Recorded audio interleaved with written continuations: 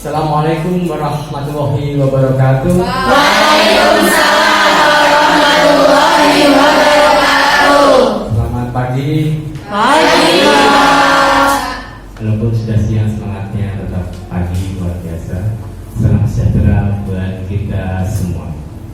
Minggu yang lalu saya sudah membuat kontrak kuliah di pertemuan pertama. Kemudian saya menjanjikan untuk hari ini materi berkaitan dengan apa? Manusia dan alam semesta. Benar ya? Ya. Jadi belajar etika profesi, kita harus tahu etika, kita harus paham mengenai manusia dan alam semesta. Pak, nggak menarik Pak ngomongin manusia Pak. Ngapain begitu ya? Mendingan ngomongin bangsa hewan. Dewan-dewan itu menarik. Gajah ginuk-ginuk badannya ngarep gitu. Badannya dibuka apa ya Pak? Orang ketaneh lah gitu ya. Seperti yang kita pahami, pemikiran berkaitan dengan moralitas etika, ya, itu pemikiran mengenai moralitas etika itu tentunya berangkat pada manusia. Hewan jauh dari pemikiran, dia tidak punya akal dan budi. Ya, dulu waktu SD kita sering kali diajari sama guru SD kita, bedanya manusia dengan hewan apa? Hewan nggak punya akal dan budi. Budi itu kakak, adiknya mati. Jadi ini meskipun hewan tanpa adanya manusia, kehidupan di dunia ini tanpa manusia ya begitu saja, tidak rusak tetapi ya begitu saja. Tugas manusia begitu hebat di bumi ini, ya, yaitu menjadi khalifah, menjadi pemimpin, ya. Pemikiran logis yang luar biasa berangkat pada suatu peradaban yang baik, iptek yang nanti berangkat kepada kemudahan bagi seluruh umat manusia dan seluruh isi alam ini. Nah, gitu kan ya. Ini tujuannya seperti itu. Benar apa tidak? Sepakat ya. Oke. Manusia terdiri dari 3 unsur. Ya, ini. Unsur yang pertama adalah roh. Roh mora. Itu kalau mau kudus ya. Tidak nih. Roh itu daya hidup, ya. Ada daya hidup, ada kekuatan di dalam diri manusia. Ya. Kemudian yang kedua adalah nafsu. Yang mungkin nafsu itu enak. Ya. Nafsu ini secara bahasa, secara etimologi berarti perasaan ya, dari sebuah atau bahkan banyak emosi ya, dari manusia yang berangkat dari pikiran bahkan fantasi ya. Jadi yang suka berfantasi kebanyakan hidupmu hanya untuk fantasi, tidak apa-apa begitu, tidak berbuat apa-apa ya. Mati kok ngerebut mengenai lantai itu ngapain tuh? Mati fantasi. Ini ya. Jadi secara etimologi seperti itu ya. Secara terminologi kita urai tadi. Secara bahasa dia ada perasaan, ada pikiran, ada fantasi, ada keinginan, ada hasrat, dan inilah yang membawa kita tahu bahwa ini benar dan itu salah. Ada sensor luar biasa, rancang bangun Tuhan yang luar biasa, sehingga dalam pandangan moralitas kita secara batiniah pembawaan diri tahu itu benar dan itu salah. Bisa dipahami ya.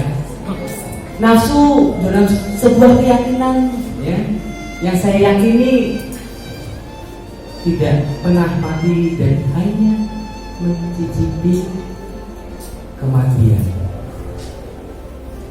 Kita tahu syariat itu tanggung jawabnya nafsu. Kita tahu aturan itu nafsu, tugas nafsu. Kita tahu ada yang wajib, ada yang sunnah, ada yang haram, ada yang makruh, itu nafsu. Kita yakin surga dan neraka itu nafsu. Dan nafsu ini sebenarnya bagus atau tidak? Kita ada kendali keterbatasan berkaitan pengetahuan karena fisik dibangun dengan akar bangun, ada fisik, begitu nanti kita bahas. Yang ada keterbatasan untuk pengetahuan, saya yakin itu karena kita memiliki nafsu, ya.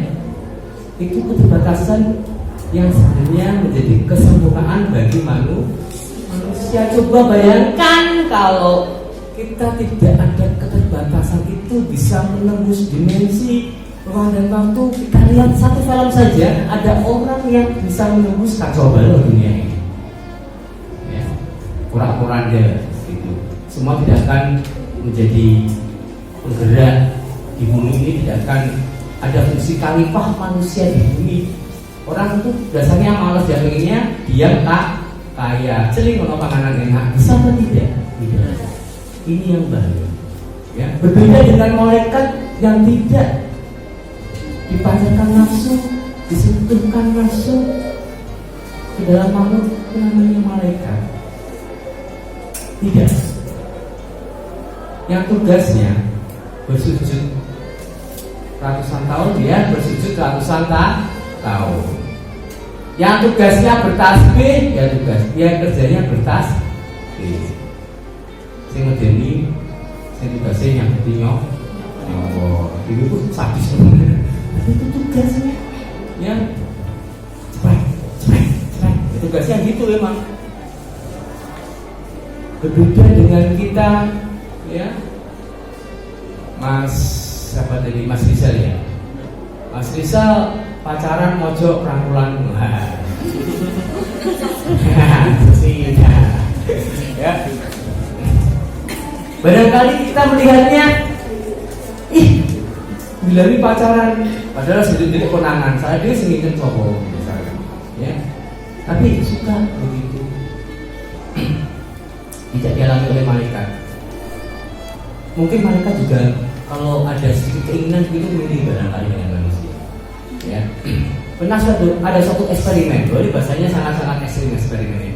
Tapi saya gantikan dengan ini sebagai percontohan bagi manusia, di mana orang yang memiliki ilmu di langit begitu, karena punya sebagai tangan panjang Tuhan begitu, ya, menjalankan kerjanya dengan sesuai dengan tugasnya ini, ya jalan begitu, ya. Yang boleh nggak masalah, dia nggak ada nafsu, dia menguasai ilmu yang luar biasa langit. Hanya tadi katakan misalkan eksperimen diberi nafsu, ada bedanya dengan manusia nggak? Nggak ada bedanya, lebih gila lagi karena menguasai ilmu tadi, yaitu malaikat. Dan suatu keyakinan ada namanya malaikat Harut dan Marut yang muncul ilmu sihir dan macam-macamnya di bumi ini. Begitu. Jadi manusia itu kita semakin pahami, ya, sempurna, akan semakin mulia kalau bisa memahami manusia itu nanti tugasnya apa. Kemudian, ya, yang ketiga adalah, ya, jasa fisik. Karena kita sebagai pengemban tugas di bumi ini yang benar-benar material, bumi tampak material sekali, kelihatan begitu. Beraneka ragam di situ, fisiknya segala macam kebutuhan harus dipenuhi secara fisik, upaya raga begitu. Ya, tidak mungkin bim salabim ala kadabra.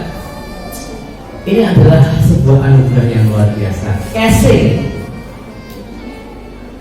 Ada casingnya, ada raganya, ada bentuknya, materinya. Casing itu kalau saya umpamakan pakaian itu baju itu ada batik, ada pakaian polos warna biru, merah, hijau, jambon, makita. Suka pakaian makita nggak mas? Tidak.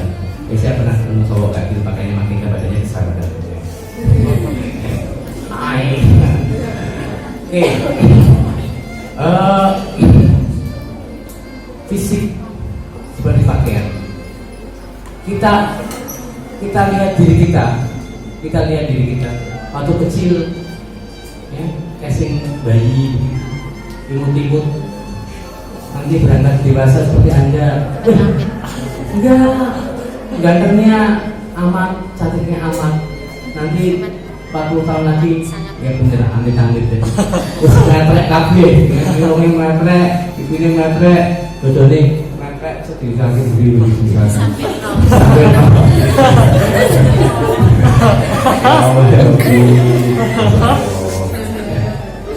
ya kita jangan berjauh-jauh mikir itu udah orang tua ya. Tidak punya hasrat kawin, bukan apa tadi, bukan aurat, ya. Oke, itu fisik mata jendela, kita lihat itu bagus apa tidak. Tentunya kita harus bersyukur, rancang bangun ini luar biasa. Bersyukur berupaya, kalau bisa berupaya bagikan bagi orang yang tidak beruntung, supaya orang yang tidak bisa berupaya lagi bisa bersyukur dan mendoakan kita gitu loh. Fisik itu harus kita syukuri, itu karunia, itu rezeki, termasuk ibadah itu juga rezeki, ya. Hidayah harus dipertahankan, disyukuri. Yang loro lebih kelingan, saya kasih logika saja. Anda sehat begini, Anda syukuri dong, sholat 5 waktu dong, sholat sunnahnya diperbanyak dong, ngajinya diperbanyak dong. Gak mau. Tapi setelah sakit matanya, kamu tak jamin sembuh deh, tapi kamu harus sholat sehari, ya, 50 kali. Nanti puasa 3 tahun berturut-turut begitu. Karena dorongan mau sembuh, mau melaksa. Jangan sampai terjadi seperti itu. Bersyukurlah, berekspresilah terhadap kenikmatan rohaniah kita. Berekspresi, beribadah, sholat gampang banget dipahami. Naik gaji, mau menang sok pamer. Barangkali ada yang begitu. Si anak ini zakat, aku sini aku menang dengan luar negeri. Padahal dia berekspresi terhadap kenikmatan rohaniah, menunjukkan ketenangan dan kebahagiaan. Jujur tapi ngomel-ngomel. Itu aku jujur loh ini ya. Bisa dibilang. Oke. Itu bicara mengenai fisik, ya, yang tentunya kita di bumi ini memang harus, ya, menjalankan sesuatu dengan menggunakan potensi diri, seperti kata Aristoteles, cara jangan memperalat Tuhan. Upayakan upaya dan semuanya serahkan, semuanya termasuk karunia itu semuanya hanya milik Allah, pujian hanya berat Tuhan, nikmat hanya berat Tuhan. Nikmat menerima nikmatmu yang berat Tuhan, tak kala kita sakit nikmatmu milik Tuhan. Oh malah enteng begitu ya. Bisa dipahami. Oke. Itu kita belajar mengenai manusia. Kemudian kenapa kita harus belajar juga mengenai alam semesta? Karena manusia itu sangat kecil. Bumi dilihat dari bulan, nggak ada orang punya harta banyak kelihatan tuh loh hartanya monkey. Nggak ada yang hanya peringatan bumi yang kecil. Apa kita yang kita sombongkan? Ya. Kita belajar alam semesta, kita tahu kita kecil.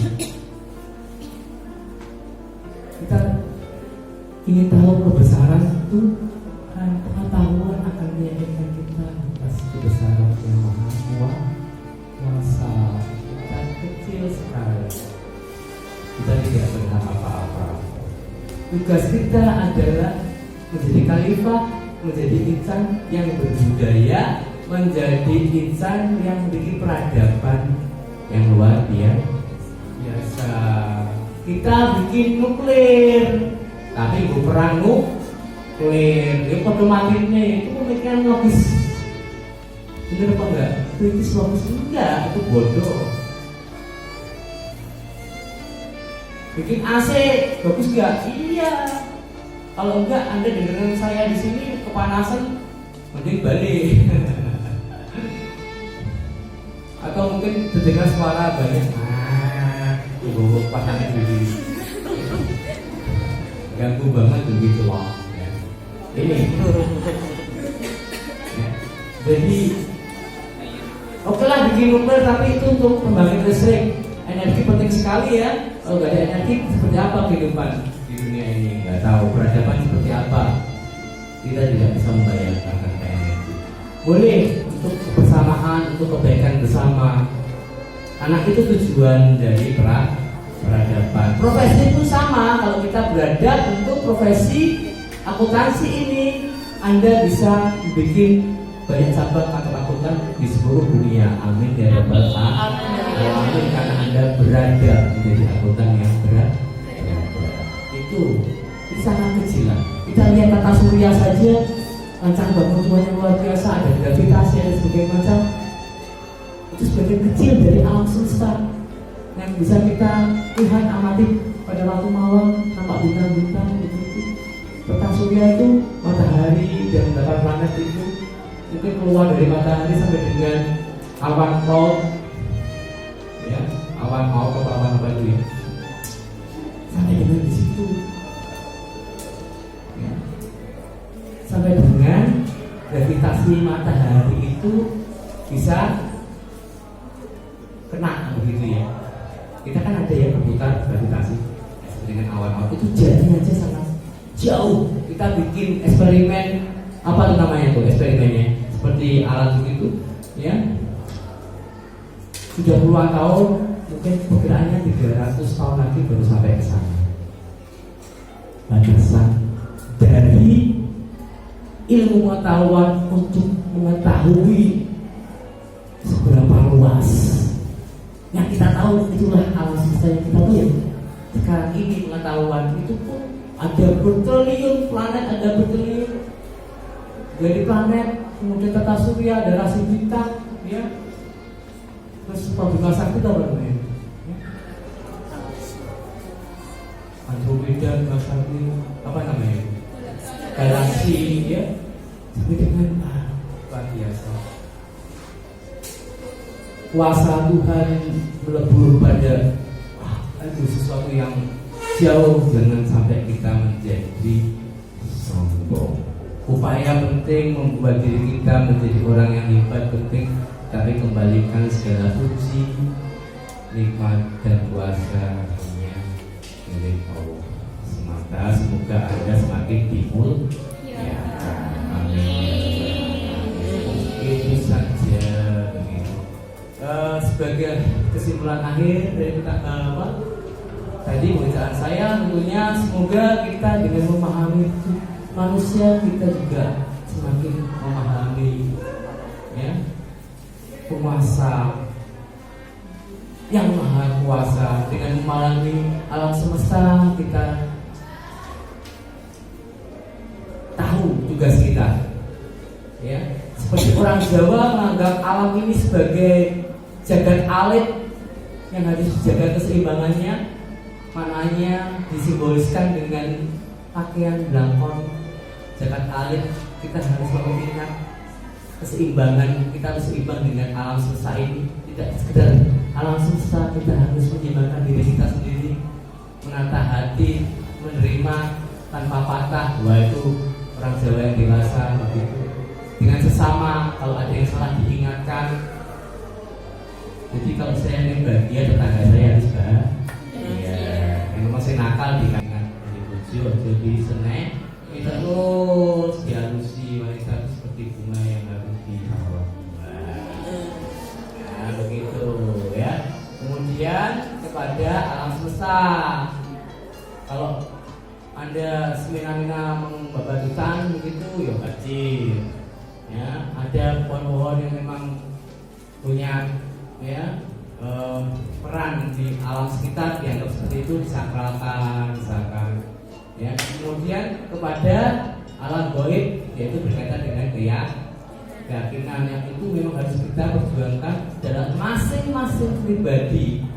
Keyakinan harus diperjuangkan. Dibicarakan boleh pada forum yang tepat. Kalau tidak, ya kowe isone nyalahke wong liya atas dasar keyakinan Anda tapi dari Anda payah. Iya. Iya. Bisa dipahami? Oke, silakan ada pertanyaan. Ada yang mau bertanya? Oke, maju saja pakai mic, maju depan sini, sebutkan nama nimnya, silakan.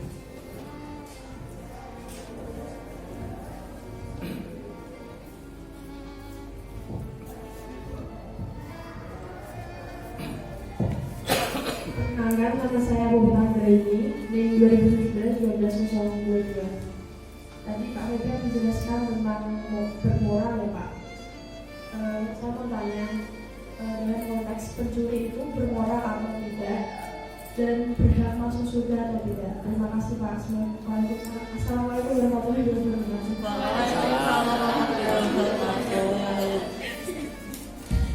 Pertanyaannya cukup penuh. Saya di sini dalam kapasitas mengenai etika, namun tadi saya berkandungan berkaitan dengan masalah agama karena agama kental dengan muatan-muatan etis yang sudah ditentukan begitu. Berkaitan dengan moral dulu, pemandangan mengenai moralitas, pemikiran moralitas, ya siapapun menganggap pencuri itu adalah anti moral, sehingga muncul pasal muncul norma hukum yang mengangkat bahwa pencurian memang harus dihukum karena banyak orang sepakat dengan itu, people power, banyak orang sepakat itu jadi diangkat ya, sepakat begitu. Suatu kondisi yang ekstrim di mana ada suatu norma hukum tapi ada dorongan kekuatan masyarakat yang besar juga. Hukum hanya sekedar kekuasaan, kepentingan kekuasaan. Misalkan kondisinya parah, negara begitu parah, kerajaan, nah kalau kita di negara zaman dulu parah ya, hukum hanya penguasa, haknya, kepentingan begitu, dan people power, kekuatan masyarakat menjunjung tinggi. Mencuri itu hebat gara-gara mencuri tadi mengambil harta orang kaya dibagikan kepada fakir miskin. Kondisinya banyak orang kaya minta upeti dan sebagainya, kaya, pak rakyat yang bekerja keras hasilnya minim sampai dengan kelaparan. Nah, kalau kondisinya seperti ini, orang menganggap Robin Hood, Zorro itu bermoral. Bisa dipahami. Ini satu pandangan ya, mengenai moralitas bisa berbeda, konsensus itu bisa berbeda satu tempat dengan tempat yang lain. Itu kita kaitkan dengan moralitas. Berkaitan dengan berhak masuk surga ada keberadaannya hanya Allah semesta. Jadi kalau kita bicara mengenai riwayat, ada pencuri.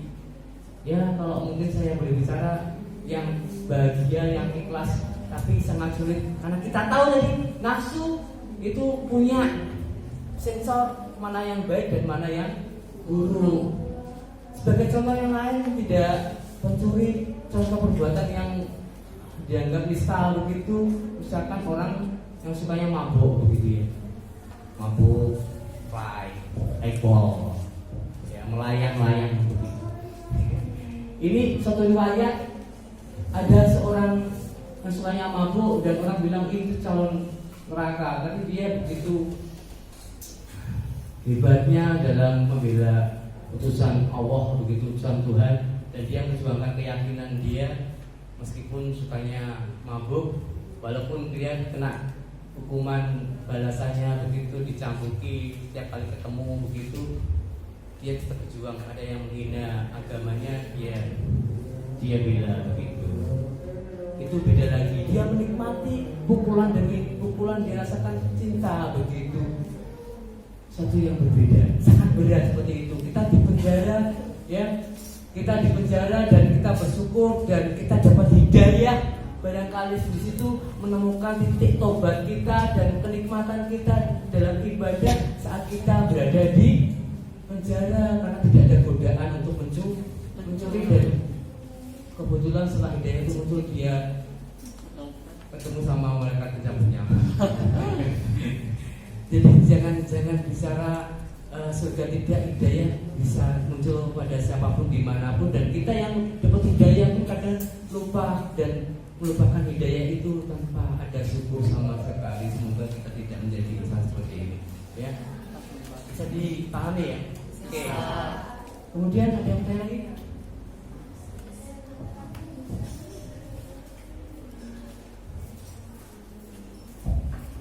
Perkenalkan, nama saya Andreas Setiawan, NIM 2017-12032. Saya ingin bertanya Pak, tadi mengenai moral, ada video masyarakat Jepang, Korea berpakaian seksi gitu.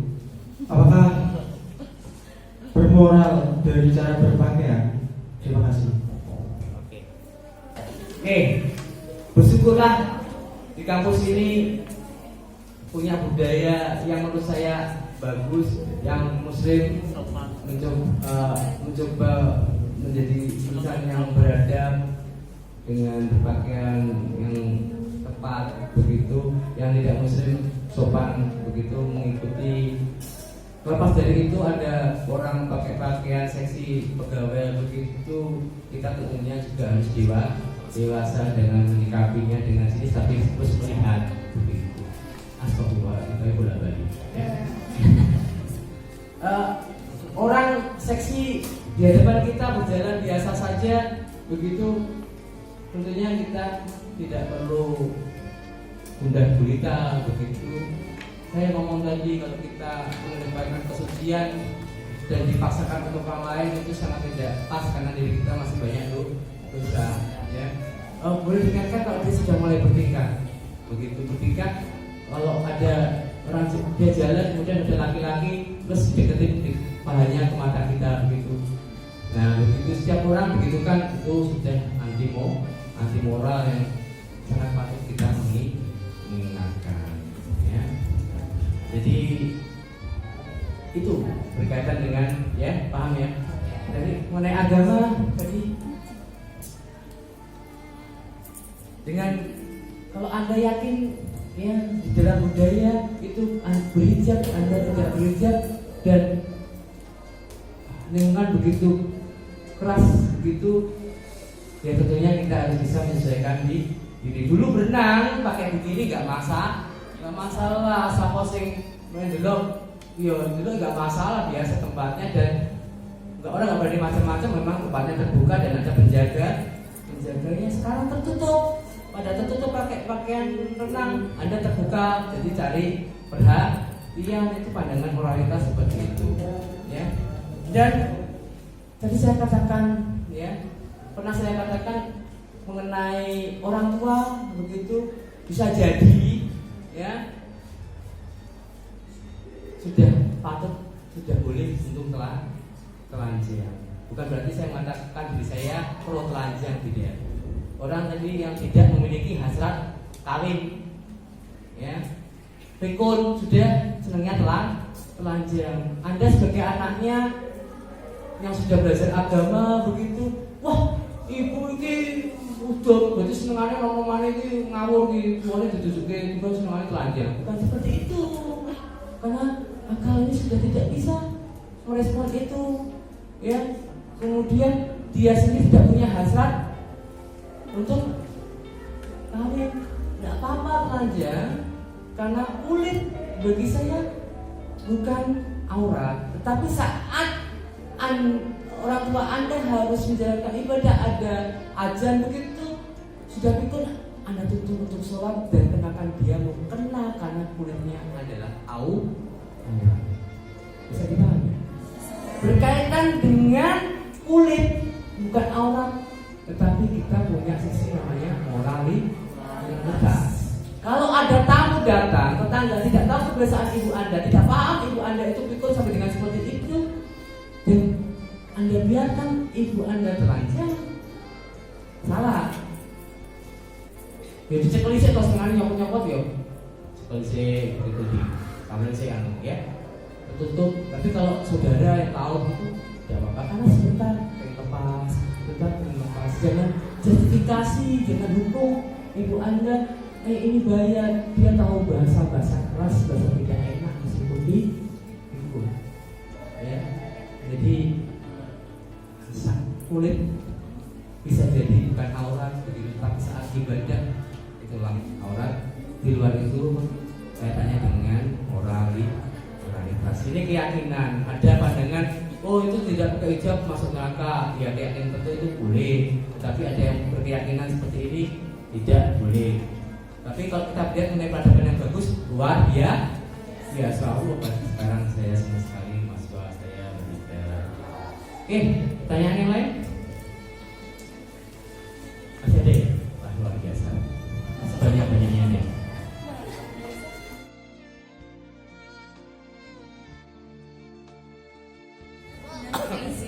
Selamat siang Pak.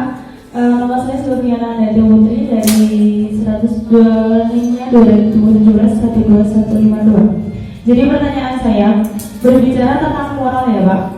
Jika seorang orang tua memberikan fasilitas yang bagus atau fasilitas yang baik ataupun fasilitas yang berlebihan kepada anaknya, apakah perbuatan itu tuh bermoral atau tidak? Seperti itu. Terima kasih. Situasi dan kondisi sangat penting. Ya, seperti agama meminta. Ini saya ngomongkan agama dulu. Ya. Anda dilarang untuk pamer dan sebagainya.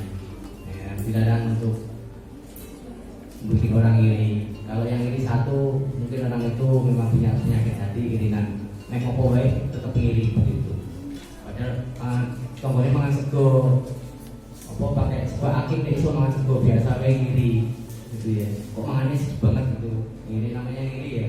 Tapi kalau sampai banyak orang mengiri itu jelek. Ya. Artinya kita memberikan anak perhiasan begitu secara agama menurut batinnya saya begitu saja ya. Menurut apa yang saya yakini juga ya. Anda dititipi seorang misalkan saya ngomongkan anak itu. Anda dititipi seorang motor aja.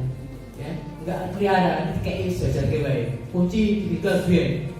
Tapi setelah motor itu hilang dan Anda itu butuh motor itu, Anda merasa resah dan bisa enggak? Marah-marah enggak? Iya. Marah-marah.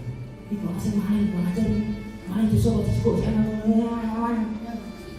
hati resah. Bisa dipahami? Jaga amanah, jaga rezeki Anda diberikan, jaga hidayah. Ya. Anak juga titipan. Berikan dia hiasan, jangan berlebihan. Kalau tidak berlebihan, anak tidak akan pamer. Kalau tidak ikat contoh yang suka pamer, dia juga tidak akan pamer. Ya. Ini berikan dia hiasan, bercantik anak kita begitu ya. Itu menjadi wajiban terutama ya, tentu pada keluarga ya. Bisa dipahami?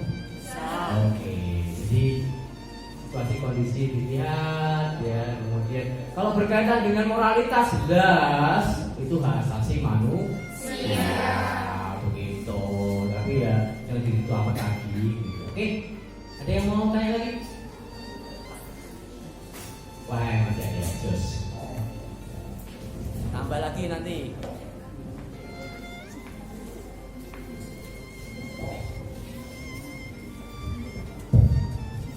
Selamat siang Pak, perkenalkan nama saya Robi Anwar dari 2017-12039. Pertanyaan saya, apakah kemudahan itu bersifat material atau immaterial? Terima kasih. Ya, saya cukup paham dengan pertanyaannya gitu. Jadi kalau sifat material itu tentu yang kemudahan itu seperti halnya kalau kita dapat berbagai macam fasilitas ya. Cuma batiniah itu bisa juga kita dapat banyak fasilitas tetapi tidak merasakan syukur begitu ya. Tapi kita physically jangan sombong, kita tidak butuh materi.